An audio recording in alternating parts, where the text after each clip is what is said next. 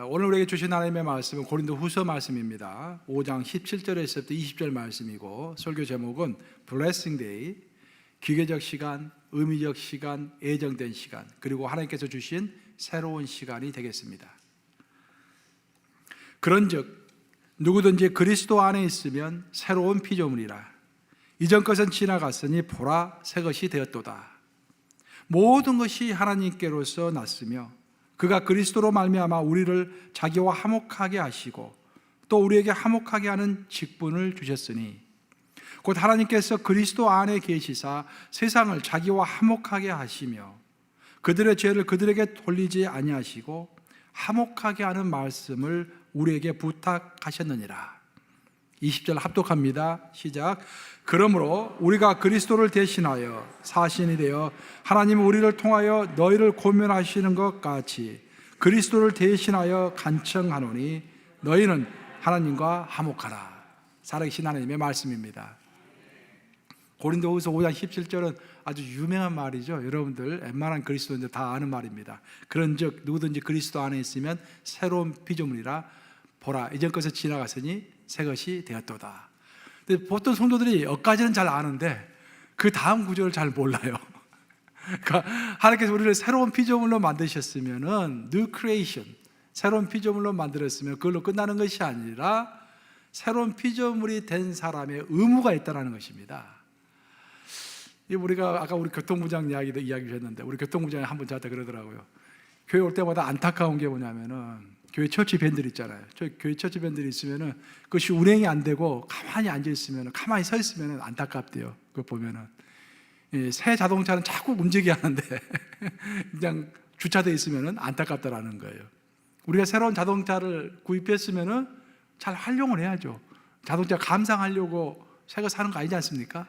마찬가지죠. 하나님께서 우리를 new creation, 새로운 창조물로 만드셨으면은 감상하기 위해서 만들어 놓은 게 아닙니다. 우리가 새로운 피조물이 된 사람으로서 의무가 있다는 거예요. 그 의무가 무엇이냐? 바로 그 다음 절에 나오죠. 화목하게 하는 직분을 주셨다라는 것입니다. 그래서 오늘 화목하게 하는 직분을 주셨다라는 이야기가 무엇인지 함께 살펴보면서 은혜를 나누고자 합니다. 지금으로부터 한 20여 년 전에 제가 미국에 와서 공부를 하고 있는데 모르시는 분으로부터 이렇게 이메일 한 통을 받았어요. 분명히 한국에서 온 이메일 같은데 이름이 잘 기억이 안 나요. 그래서 내용을 읽어봤더니 그렇게 써져 있어요. 강영재님은 저를 잘 모르시겠지만 강영재님은 저에게 굉장히 감사한 분입니다. 이게 쭉 써놨어요.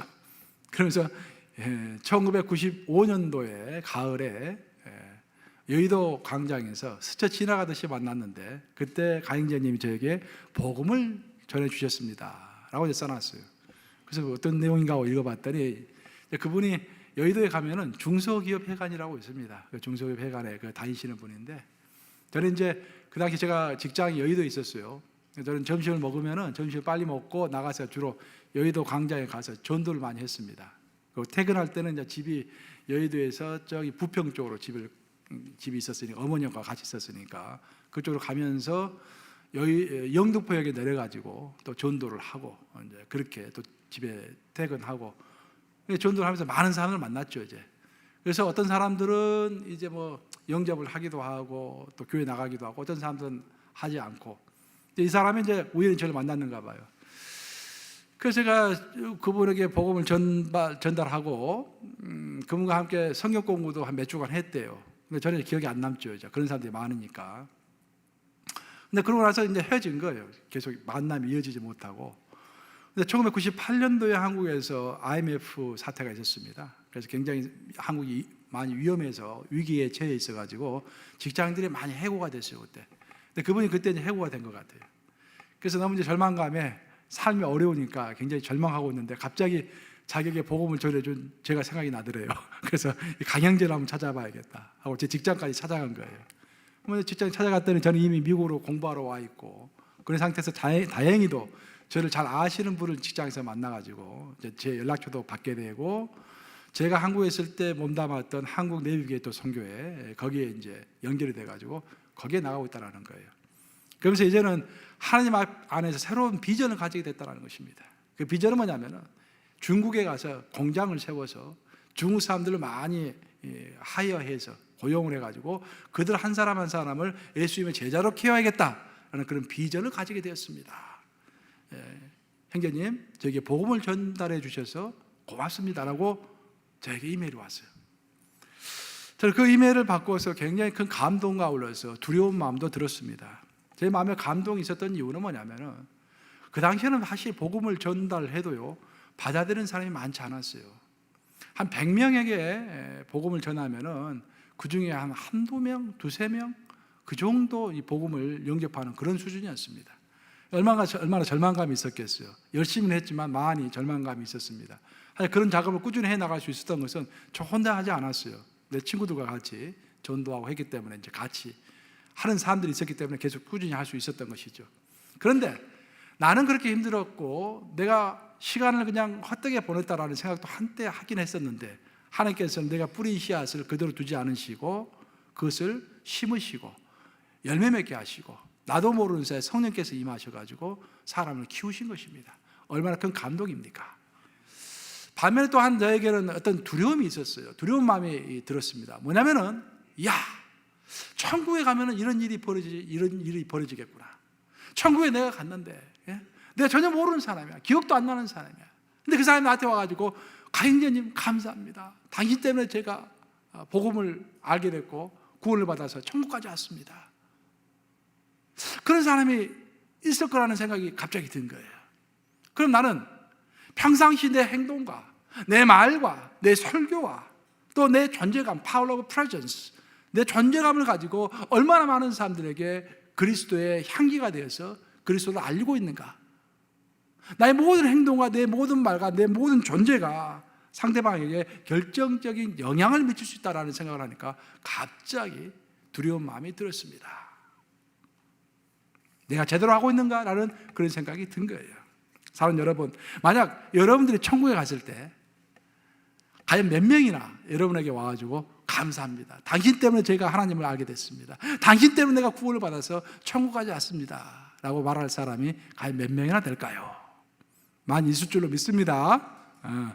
아직도 죽을 날이 많이 남아있으니까 절망하지 마세요. 앞으로도 시간이 많이 남아있습니다. 그 사이에 열심히 전도하시면 되는 거예요. 우리는 바로 이런 천국에서의 예정된 시간, 천국의 시간은 예정된 시간입니다. 예수님이 재림하시는 시간은 하나님이 결정하신 예정된 시간입니다. 그 예정된 시간을 생각하면서 인생을 살아가야 할 줄로 믿습니다. 우리가 살아가는 시간을 설명할 때 역사학에서는 시간의 복수성이라는 개념으로 시간을 설명합니다. 모든 사람이 똑같이 시간의 속도를 똑같이 느끼는 것이 아니라 사람에 따라서 느끼는 시간의 속도가 다 다르다라는 것입니다. 그래서 이런 말이 있죠. 20대 때는 시간의 속도가 20마일, 40대 때는 40마일, 70대 때는 70마일. 그렇게 간다는 거 아니에요. 각자 느끼는 시간이 자기 입장에 따라서 다 다른 것입니다. 이 세상에는 정지된 시간도 있어요. 또 이 세상에는 아주 느리게 가는 시간도 있습니다. 반면 이 세상에는 굉장히 빠르게 가는 시간도 있어요. 터키에 가면은, 터키 이스탄불에 가면은 거기에 돌마마흐체 궁전이라는 유명한 궁전이 있습니다. 굉장히 화려하게 지어졌죠. 강가 옆에. 돌마마흐체 궁전에 들어가 보면은요, 거기에 있는 모든 시계는 9시 5분을 딱 가르친 상태에서 정지되어 있습니다. 그래서 이게 왜 시계가 전부 정지되어 있는가? 그것도 전부 다 똑같아요. 9시 5분이야. 그걸 물어봤어요. 왜 그러냐고. 그랬더니 바로 그 시간에 터키 사람들이 가장 존경하는 아타투르크, 국부 아버지, 터키 아버지라고 하는 아타투르크가 죽은 시간이 9시 5분입니다. 그래서 그 나라 사람들은 11월 달에 이제 아타투르크가 죽었는데, 아타투르크가 죽은 날에는 9시부터 9시 5분까지, 그 5분 동안에는 아무것도 하지 않아요. 관공서도 아무것도 하지 않고 차도 안 다니고 아무것도, 갑자기 시간이 딱 정지됩니다. 그러니까 5분 동안 아타투르크를 생각하는 거예요. 그 시간 우리 예수님을 생각해야 하는데, 그렇죠? 이 정지된 시간입니다. 또 어떤 사람들은 뭔가를 애타게 기다리는 사람이 있을 거예요. 시험을 보고 나서 시험 합격 여부를 애타게 기다리든지, 열심히 노력하고 나서 그 결과를 애타게 기다리는 사람들이 있을 것입니다. 그 사람들에게 있어서 시간은 느린 시간입니다. 그렇죠? 반면에 우리가 월스트리트에 가면은 월스트리트에서 숨가쁘게 벌어지고 있는 그 금융가에서 벌어지고 있는 그 시간들, 주식을 사고 팔고 본드를 사고 팔고 하면서 돈을 버느냐 잃느냐 아주 치밀하게 움직이는 그 시간은 굉장히 빠르게 지나가는 시간입니다. 이처럼 모든 사람이 자기가 처한 이치에 따라서 시간의 속도가 다르게 느껴지는 것입니다. 그럼 우리에게 주어진 시간을 어떻게 현명해서 할 것인가? 그것이 우리의 질문으로 남는 것입니다. 역사적으로 유명한 정치 이론가 중에 한 사람, 마키아벨리라는 사람이 있습니다. 아마 여러분들 다 들어보셨을 거예요. 이름을 마키아벨리. 마키아벨리는 1500년경 이태리에서 활동했던 정치가입니다. 외교가이며 정치가입니다. 이 사람 아주 외교 수단이 뛰어나고 정치 수단이 뛰어나가지고 줄을 잘 타면서 국무장관, 그 나라의 제2인자 자리까지 올라왔던 사람이에요. 아주 바쁘게 살았던 사람입니다. 그런데 국제정치가 갑자기 정세가 바뀌면서 이 사람이 감옥에 갇히고 고문까지 당하면서 아주 어려운 처지에 처하게 됩니다. 그리고 이 사람이 추방당해서 이제 아주 조그만 시골 마을로 가게 돼요. 그 시골 마을에 갔더니 그냥 젖소들이 매 하면서 크게 하품하고 막 너무도 시간이 느리게 가는 그런 지역으로 간 거예요. 유럽 전 지역을 향해서 아주 바쁘게 기민하게 움직였던 그 사람이, 바쁜 시간 속에서 살았던 그 사람이 너무도 시간이 안 가는 그 한가한 시간 가운데로 들어가니 미칠 지경입니다. 시간이 안 가는 거예요. 아침이 되면 제일 먼저 벌목공들이 벌목한 장소로 갔다고 합니다. 그래서 어제 벌목공들이 나무를 몇 개나 베었는가 일일이 하나씩 다 셌다고 그래요. 이렇게. 그리고 거기서 일하고 있는 벌목공들하고 대화를 나누었습니다. 그러고 나서 약수터에 가서 약수물을 마시고 그 다음에 꽁 사냥하는 데 가가지고 사람들이 사냥하는 모습을 구경하고, 그래도 시간이 안 가는 거예요. 미칠 지경이에요. 그래서 마키아벨리가 생각을 합니다. 이 시간을 어떻게 해야 내가 잘 보낼 수 있을까? 그러다가 한 가지 아이디어가 생각난 거예요. 자기가 아주 바쁜 시간을 살았을 때는 너무 바빠가지고 자기가 얻었던 교훈들을 정리할 시간이 없었어요. 근데 지금 시간이 남고 남는 게 시간밖에 없으니까 이 시간 잘 됐다. 내가 젊었을 때 그렇게 바쁘게 움직였을 때 얻었던 그 교훈들을 한번 책으로 써보자. 그래서 그 한가한 시간 가운데, 느리게 가는 시간 가운데서 자기가 빠르게 가는 시간 가운데 살았을 때 얻었던 교훈을 책으로 쓴 것입니다. 그 책이 그 유명한 군주론, 정치가는 누구든지 한번 읽어봐야 할 군주론, 현실 정치학의 교과서 군주론이라는 책이 그래서 나오게 된 것입니다. 여러분 생각해 보세요. 마키아벨리는 아주 바쁘게 살았습니다. 근데 만약 그가 죽을 때까지만 계속 바쁘게 살았다고 한다면 한때 몇 사람이 인정해주는, 기억해주는 그런 사람으로 끝이 났어요. 누구든지 아무도 기억하지 못할 거예요. 지금 하지만 그에게 정말 다행스럽게도 한가한 그런 시간이 주어졌기 때문에, 느리게 가는 시간이 주어졌기 때문에 그 느리게 가는 시간 동안에 자기가 얻었던 교훈을 정리함으로 인해서 오히려 바쁘게 살았을 때보다도 더 큰 영향력을 전 세계 인류에게 줄 수가 있었다라는 그런 말입니다. 그렇죠? 그러니까 우리가 한가한 시간에 처한 것이 결코 나쁜 게 아니에요. 어쩔 때 우리가 실직할 수도 있고요, 우리가 패배할 수도 있고, 그래서 할 것이 없이 어슬렁거릴 때도 있을 것입니다. 그것이 어떻게 보면 하나님 우리에게 주신 선물일 수도 있다, 그런 말입니다. 이런 시간의 복수성은 성경에도 뚜렷하게 나타납니다. 성경은 시간을 아주 귀중한 얘기라고 말하죠. 근데 그 시간을, 성경에서 말하는 시간은 크게 세 가지로 나누어집니다. 오늘 본문에 소개 제목으로 땄는데요. 첫째는 기계적 시간, 둘째는 의미적 시간, 셋째는 애정된 시간. 한번 따라서 해볼까요? 기계적 시간, 의미적 시간, 애정된 시간. 기계적 시간이라는 것은 시계추가 똑딱 똑딱 가면서 그냥 자연스럽게 규칙적으로 흘러가는 그런 시간을 기계적 시간이라고 하는 것입니다.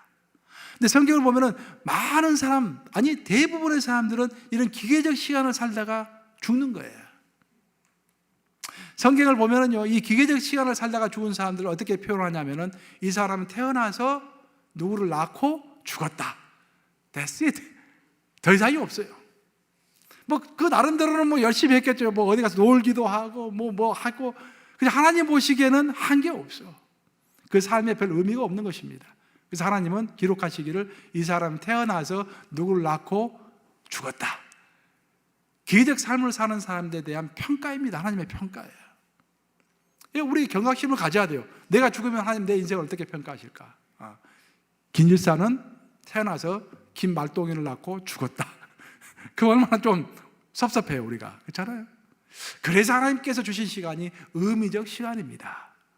우리에게 주어진 기계적 시간에다가 어떤 의미를 부여했을 때 태어나는 시간이 의미적 시간이에요. 성경에 나오는 의미적 시간을 살았던 가장 대표적인 사람이 요셉입니다. 요셉은 10대 소년 때 하나님께서 꿈으로 너가 장래 이런 모습의 사람이 될 것이다 라는 꿈을 보았어요. 그래서 자기의 미래에 대한 소망을 품게 됩니다. 그때부터 요셉이 지냈던 시간의 질은 완전히 다른 것이었습니다.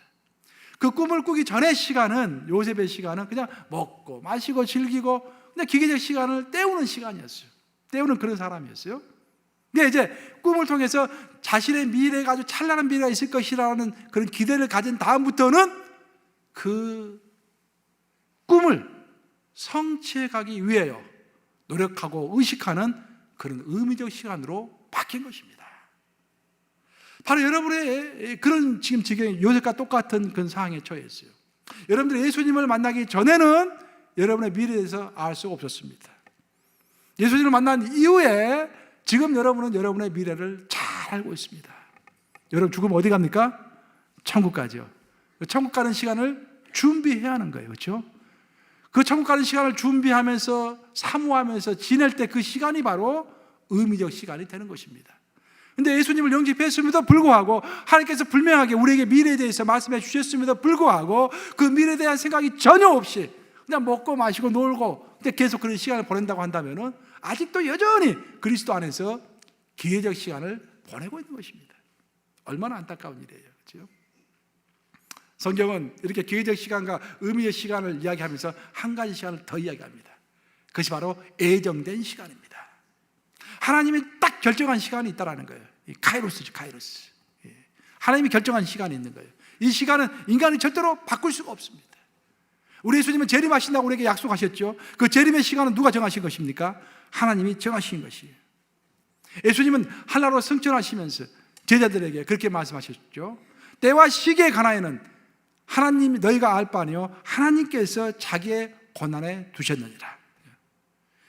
시와 때에 관해서는 아버지께서 자기 권한에 두셨으니 너희가 알 바 아니다. 그렇게 말씀하셨어요.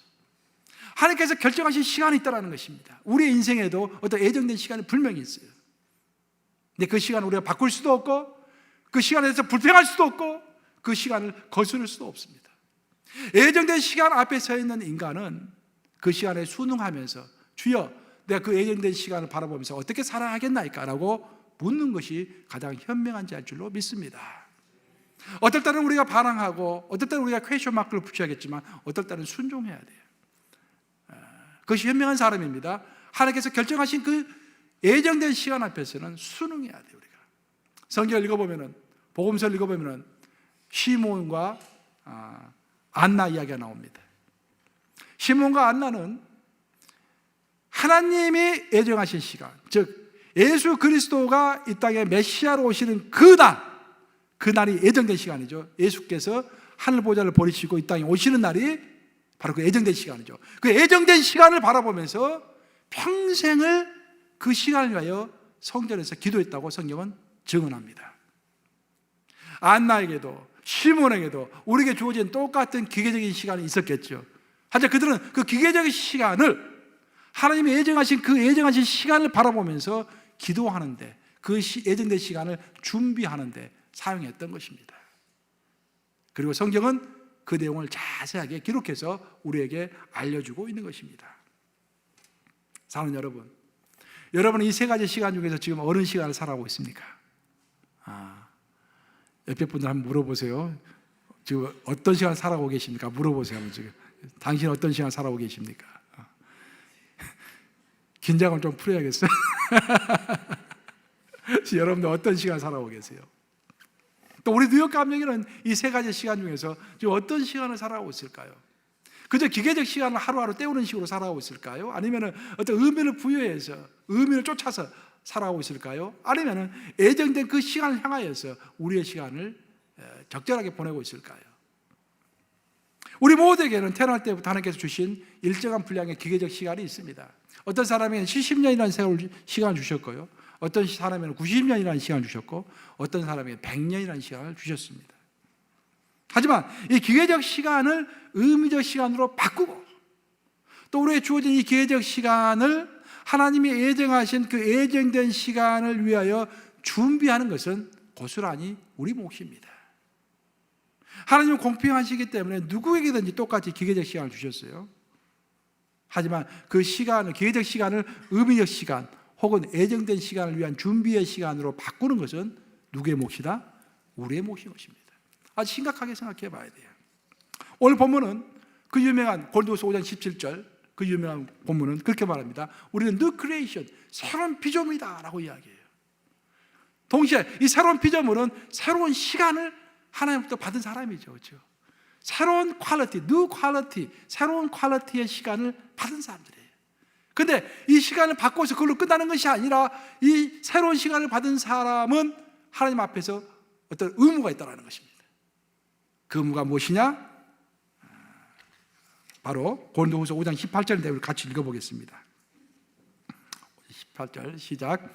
모든 것이 하나님께로서 났으며 그가 그리스도로 말미암아 우리를 자기와 화목하게 하시고 또 우리에게 화목하게 하는 직분을 주셨으니, 새로운 피조물이 된 사람, 하나님 안에서 구원받아서 영원한 생명을 얻은 사람, 그래서 새로운 시간을 하나님으로부터 부여받은 사람은 어떤 의무를 갖게 되는데, 그 의무가 뭐냐면은 화목하게 하는 직분을 수행하는 의무를 가지게 됐다라는 거예요. 여기서 화목이라는 말은 인간과 인간 사이의 화목이 아닙니다. 여기서 화목이라는 것은 인간과 하나님 사이의 화목이야. reconciliation, 화목인 거예요. 원래 하나님과 인간은 좋은 관계였죠. 그런데 죄가 들어오면서 하나님과 인간 사이의 관계가 틀어졌습니다. 멀어졌어요. 그런데 예수 그리스도께서 오셔가지고 갭이 생긴, 틀어진 하나님과 인간 사이의 관계를 다시 화합시켰습니다. 그렇죠? 그 덕분에 우리가 구원받았어요. 그러면 이제 우리는 구원받아서 하나님과 다시 하나가 됐기 때문에 아직까지도 하나님과 하나 되지 못한 사람들, 아직까지도 그 죄 때문에 하나님과 불화하고 있는 사람들, 그 사람에게 가지고 복음을 전파함으로 인해서 그들이 다시 하나님 품으로 돌아올 수 있도록 하는 그 화목하게 하는 직분을 우리에게 주셨다는 거예요. 그리고 그 직분을 우리가 제대로 수행할 때 우리의 그 기계적 시간이 하나님 안에서 의미 있는 시간으로 바뀐다는 것입니다. 이렇게 우리가 복음을 전할 때 우리에게 주어진 그 기계적 시간이 우리가 천국에서 만날 그 하나님을 준비하는 시간으로 바뀐다는 것입니다. 언제 시간이 바뀐다? 전도할 때, 그죠? 우리가 복음을 전파할 때 우리의 시간의 질이 기계적 시간에서 의미적 시간으로, 기계적 시간에서 예정된 시간을 준비하는 그런 시간으로 바뀐다라는 것입니다. 몇 년 전에 중국 상하이에서 이 큰 사건이 하나 있었습니다. 저는 이제 중국은 가봤지만 상하이는 제가 안 가봤어요. 근데 중국 상하이에 천이광장이라고 있다고 합니다. 아주 유명한, 한국으로 말하면 여의도 광장 같은 곳이겠죠, 뭐. 근데 거기에 이제 빌딩들이 옆에 쭉 있는가 봐. 어제 제가 설교 쓰면서 한번 서치 한번 해봤더니 그 유명한 큰 빌딩들 옆에 다 이렇게 둘러서 있더라고요. 11월 31일이 됐어요. 그러니까 새해를 맞이하기 위해서, 새해 카운트다운을 하기 위하여 사람들이 어마어마하게 몰렸대요. 뭐 중국은 스케일이 크니까 뭐 몇십만 명 모였겠죠. 뭐 몇만 명은 아니겠지. 스케일이 크니까. 근데 그렇게 사람들이 많이 모였는데 갑자기 그 옆에 큰 빌딩 꼭대기에서요, 돈다발이 막 떨어진 거예요. 돈이 막 떨어진 겁니다. 그러니까 사람들이 우와 하면서 그 돈을 주스려고 그 몇십만 명이 한꺼번에 움직이다가 무려 36명이 깔려 죽고요, 47명이 갈비뼈 부러지고 다리 뭐 손 부러져 가지고 중상을 입은 거예요. 근데 더 놀라운 사실은 뭐냐면은 그 돈이 가짜 돈이었다라는 것입니다.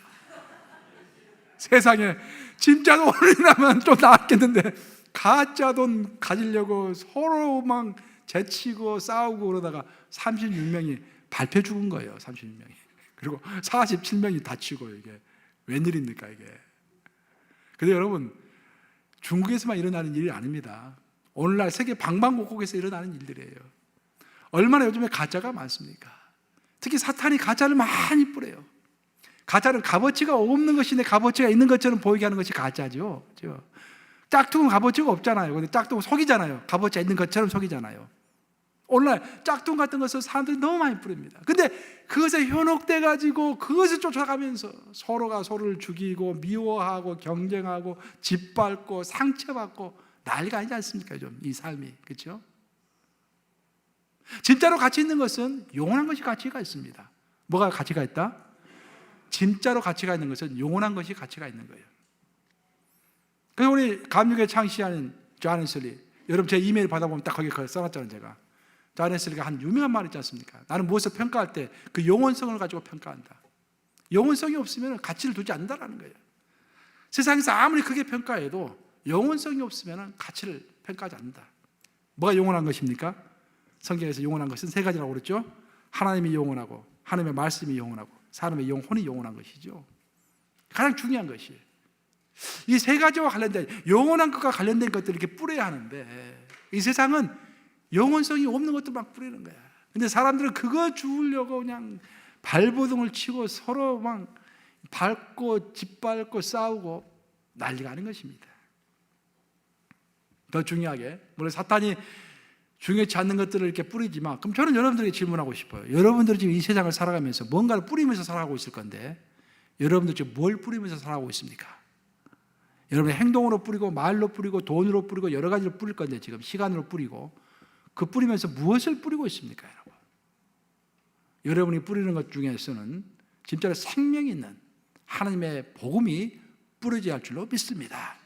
우리가 뿌릴 수 있는 것 중에서 가장 귀한 것, 우리가 뿌렸을 때 결코 후회하지 않을 것, 그것이 바로 복음이라는 것입니다. 그래서 사도 바울은 New Creation, 새로운 피조물이 된 우리에게 의무가 있는데, 그것은 화목하게 하는 직분, 즉 복음을 전하는 직분, 그것을 수행하라고 오늘 본문은 명확하게 우리에게 말하고 있는 것입니다. 이제 말씀 마무리합니다. 오늘 저는 여러분들에게 제가 이런 이야기를 했어요. 어떻게 해야 우리에게 주어진 기계적 시간을 의미적 시간으로 바꿀 수 있을 것인가? 어떻게 해야 우리에게 주어진 기계적 시간을 하나님이 절대적으로 예정하신 그 예정한 시간을 준비하는 시간으로 바꿀 수 있을 것인가? 그것은 복음을 전하는 것이다. 새로운 피조물이 된 사람에게는, 새로운 시간을 부여받은 사람에게는 의무가 있는데, 그것은 화목하게 하는 직분을 수행하는 것이다. 즉 복음을 전하는 것이다 라는 그런 이야기를 했습니다. 그리고 여러분들이 천국에 가서 형제님, 자매님 정말 감사합니다. 당신 때문에 제가 이렇게 천국에 오게 되었어요. 그런 이야기를 많이 듣는 여러분 되시기를 주님의 이름으로 축복합니다. 마지막 한 가지 더 말씀드리겠습니다. 우리가 블레싱 초청잔치가 이제 곧 있습니다. 그래서 어떻게 전도할 것인가, 오늘 뭐 전도에 관한 이야기를 좀 했는데요. 어떻게 전도할 것인가, 그런 이야기를 성도들이 왔다 갔다 이야기합니다. 그렇게 복잡하게 생각하지 마십시오.